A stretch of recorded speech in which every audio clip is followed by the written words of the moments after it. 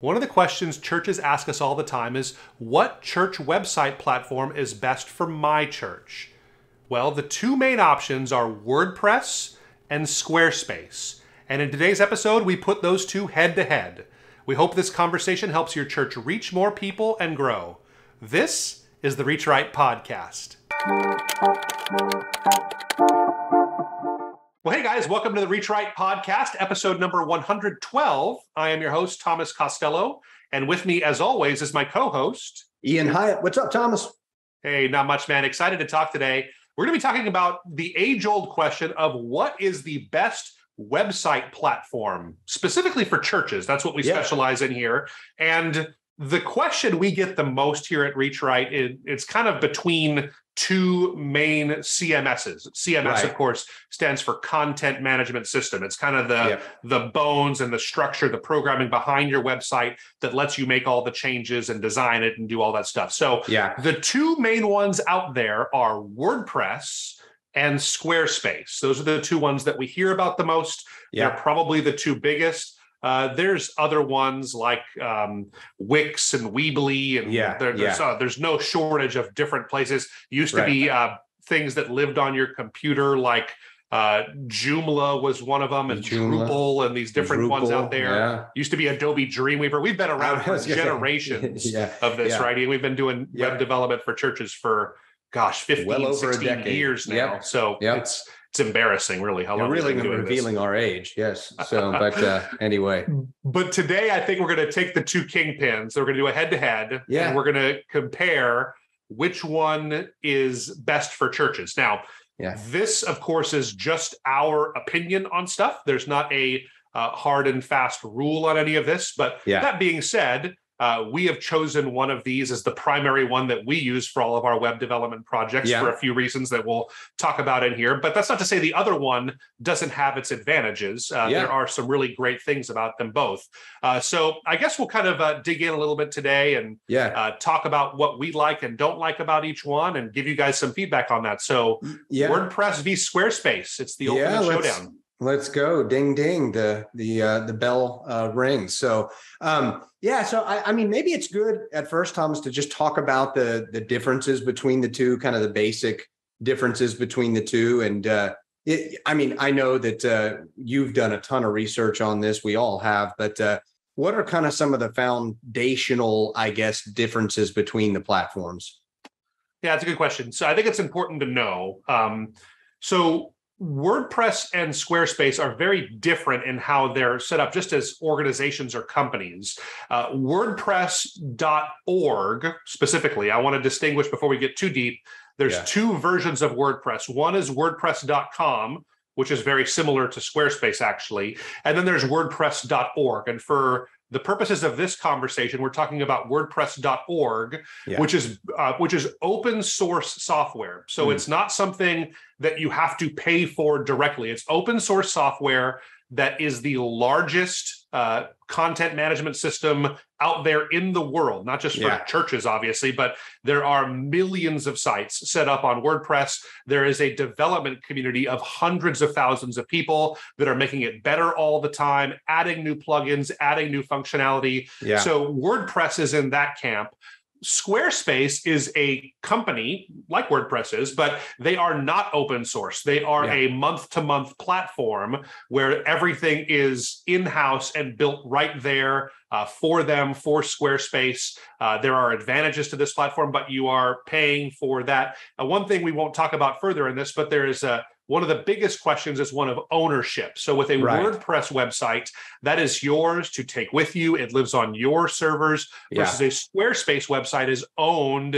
I guess the content may be yours, but still it lives on their platform. And if you stop paying Squarespace, you don't have a website anymore. So it really is something that those are kind of the big kind of basic differences between the two platforms. We'll get into some of the more nitpicky ones and what really matters to churches, I guess, as this conversation goes on. Well, now that leads me to, I think, one question that a lot of people would have, then what comes to mind first is, which one's easier to use, right? We know that's important for churches because, a lot of times it's a non-techie lay leader, pastor, secretary that, is making updates to their website.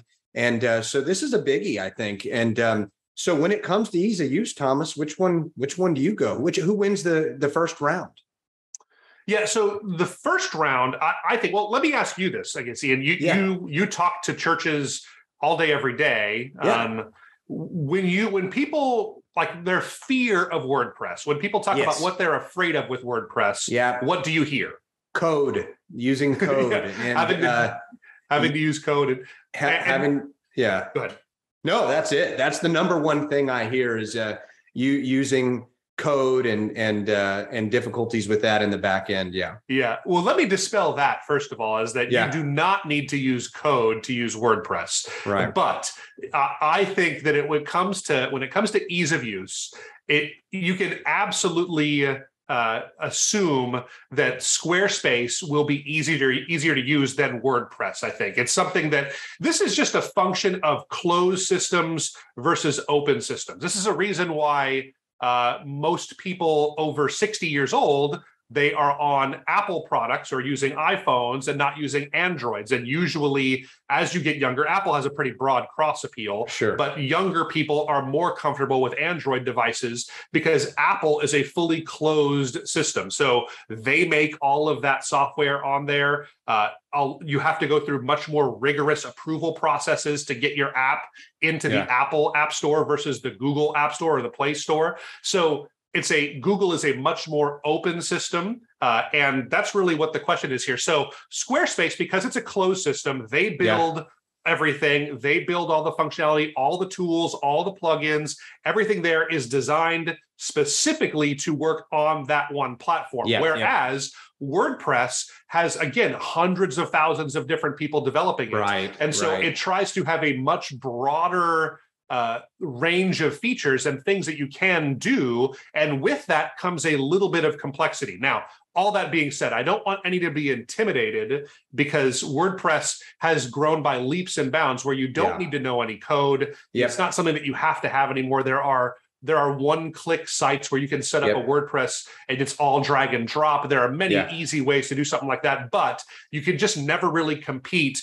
with a closed system like a Squarespace. Right. So in the end, I would say if your main concern is, I just want whatever is easiest to use, I don't care about anything else, hands down, that's going to be Squarespace because it is, there you go. If nothing else, it's definitely easy to use. Yeah, the drag and drop is loved for ease of use. Again, even though you could do that with WordPress, just comes a little easier there, it seems like. So I guess round one there to Squarespace. Now, next one's a big one. Design. Which one is going to be better to design on? The all important design, look, feel, uploading photos, fonts, all of that. What do you think? Yeah, I think this one is a borderline toss-up, but I would give a slight edge to WordPress just because, again, it's the volume of different people that are able to contribute. Squarespace, they have tons and tons of different theme options and design styles and things that you can do on there. But the sheer volume of design options and choices you have with a WordPress and really kind of gets into the next one, some of the flexibility you have with WordPress. Yeah. I think that helps them to take the cake. So, but let me get this out there. For the average church, I don't think this is going to make that much of a difference because you can design something. I think the platforms are so good that they are better than most churches' design ability that would allow. So the weakest link in the chain in this instance would not be the platform's design ability, but your own personal design ability in most cases. But if you have a professional designer or someone that really wants to knock it out of the park, to me, there's no question that WordPress is the one that you would choose. So that's why I didn't say this before, but that's why we build as a company that helps churches do web development projects with professional designers on staff. There's no question for us that we can do better design work on a WordPress platform. So in that kind of circumstance, WordPress does make sense. That's why we choose it. But I think for a lot of churches, it's basically a toss-up unless you have really high-level designers on your team there. There you go. And you said just slight advantage to WordPress on that. And you actually used a term that I hear all the time, flexibility. And you're right. I talk to churches day in and day out, And it used to be that churches would always talk about design and ease of use mostly, but I'm hearing now they want flexibility. There are a lot of churches coming off of another CMS, another content management system that was not flexible. So, when I'm asked that, I definitely talk a lot about WordPress's flexibility, but Squarespace has got to have some too, right? Yeah, no, it definitely does. Squarespace has grown by leaps and bounds in some of the things that you can do on there. But this, I think, is the one where WordPress can really shine because, again, you have this huge volume of developers making software for just about any scenario you can possibly think of. And this is huge for churches. So for Squarespace, for instance, for a company, because churches are only a small subset of the entire market that they cater to, there are not great native sermon delivery options when it comes to that, where you can choose to categorize things by scripture, for instance. But with the WordPress community, there are enough churches that use WordPress as a platform that some aspiring developers and people that are actually very talented, there's a few of these companies out there, have built little niche markets around building a piece of software that is catered specifically to churches and delivering sermons the way that a church would want to do that, where they can organize by the speaker, the topic, the sermon series, the date, and the scripture that it comes from. You can use all those things as search factors. So it's the little things like that that really let you tailor your site to exactly what you want it to be. And this is the case for things like sermons. I think churches do events a little bit differently. There's great event options in there that work really well for churches. There are things that are, I think one of the big ones that's really starting to become more and more prominent is that a lot of churches are looking for ways to integrate other software. So whether you use Planning Center or Church Community Builder or Fellowship One or some other bit of church management software, they all will, if they don't already natively have plugins for WordPress, they're all going to be developing that one first. And again, Squarespace being closed, it doesn't play as nicely with other third-party software. You'll always have an advantage with that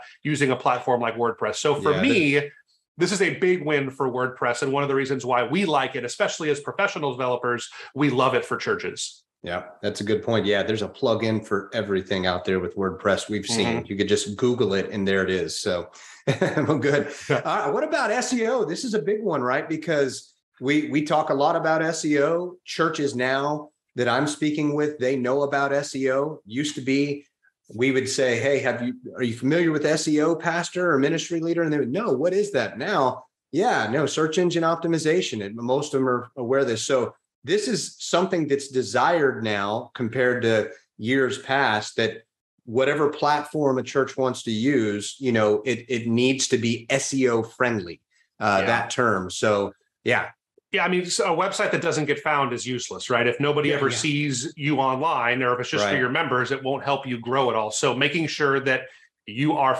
able to be found on search engines, and that is that it does a good job actually helping you rise up in the rankings, that's really important there. So natively, I would say they're about the same. So just Squarespace and WordPress, they are just about identical in how search engine friendly they are. And that being said, this is, once again, it kind of goes back to that flexibility point there.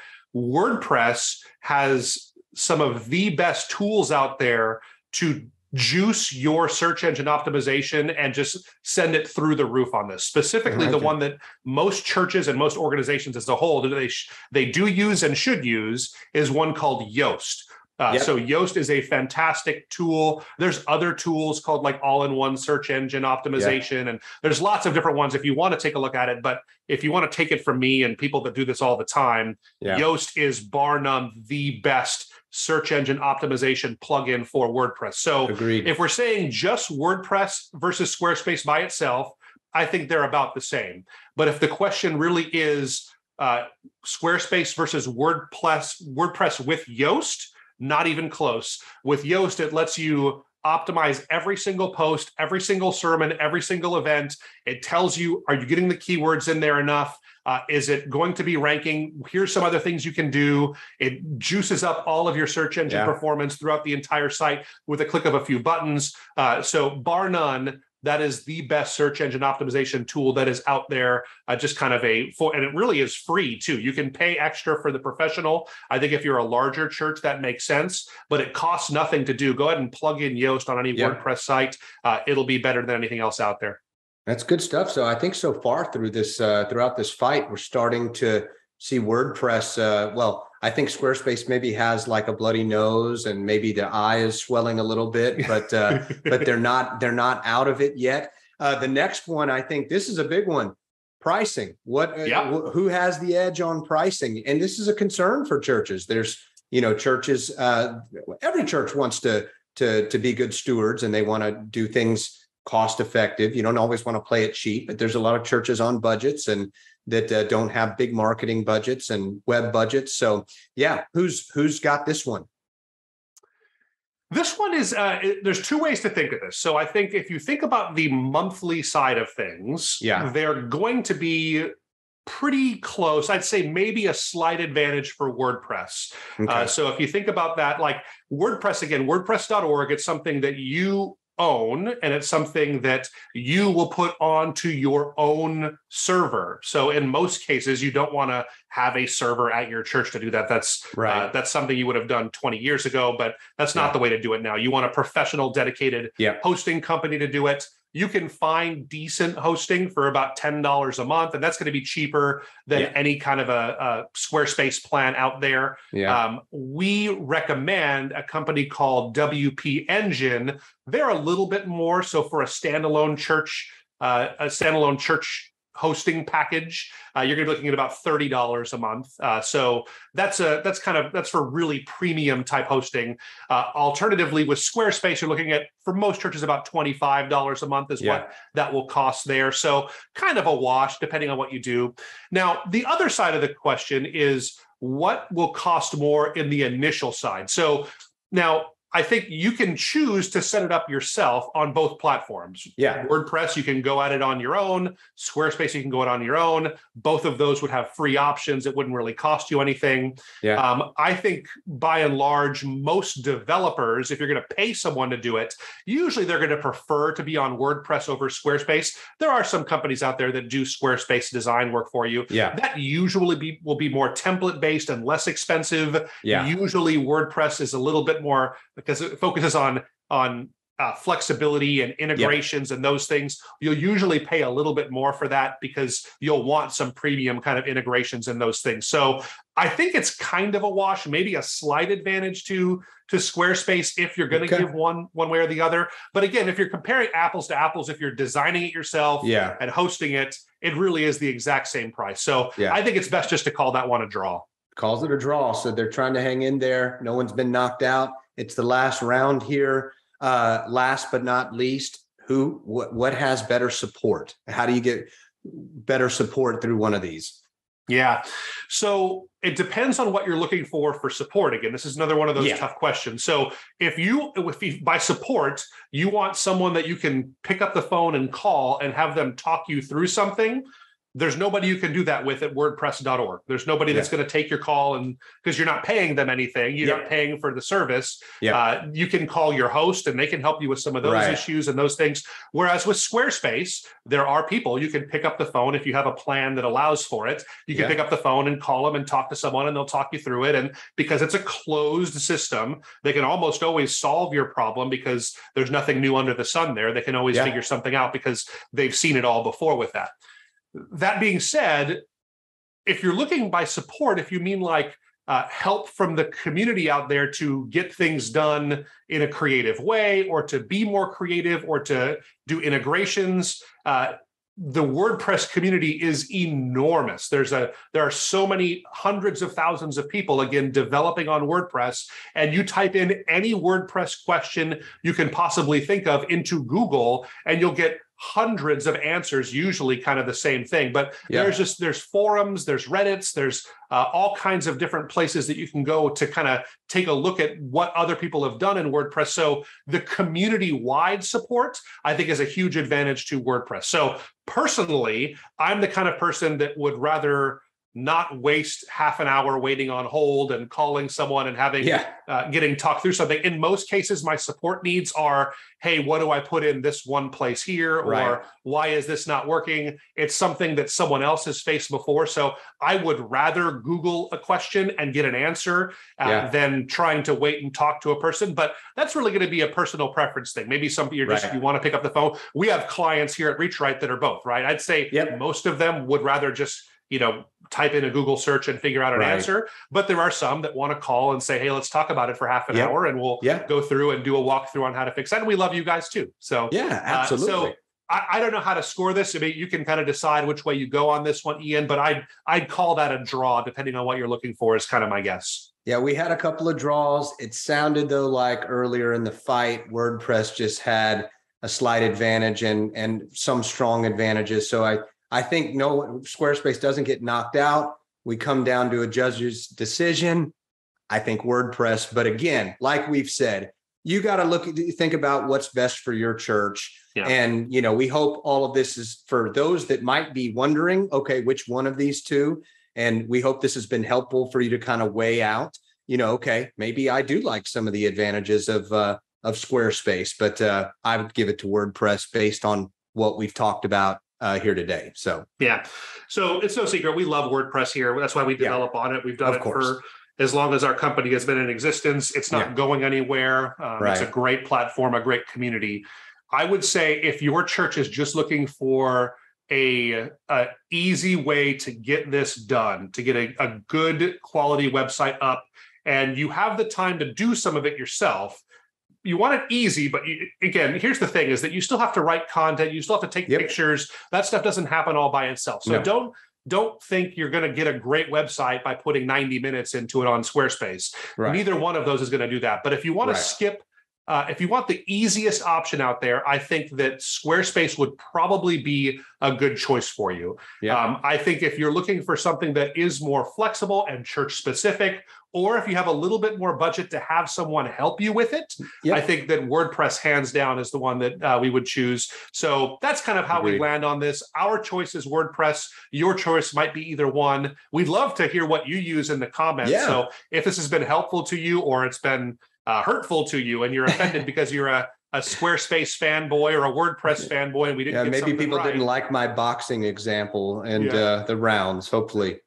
Whatever it would be, we just love all kinds of feedback on this. So if you have any feedback for us, do let us know in the comments down below. Rate, review, subscribe, like, do all those kinds of things. That means the world to us. We really just thank our ReachRight family for being a part of this. So thanks for listening and watching this week, and we hope to catch you next week.